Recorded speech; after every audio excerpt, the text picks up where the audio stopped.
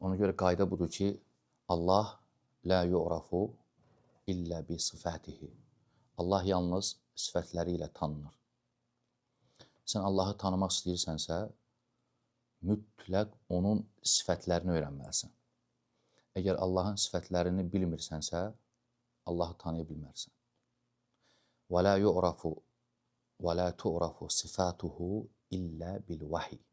Sifətləri də yalnız nə ilə bilinir? Vəhiy ilə. Allahı necə tanımaq olar? Hansı yolla? Vəhiy. Vəhiy ilə tanınır Allah deyəndə nə çıxır oradan? Xaric olur.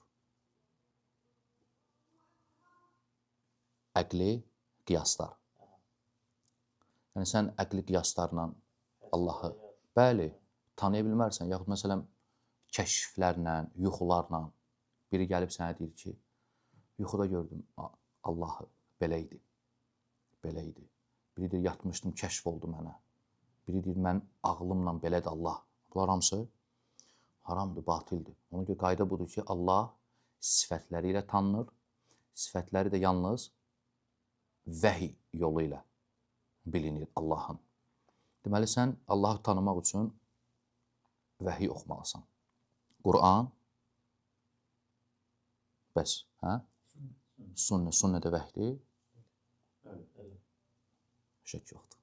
Sünnə də vəhiydir. Deməli, Peyğəmbər sallallahu aleyhi və səlləm Allah barəsində nə deyirsə, hamısı haqdır.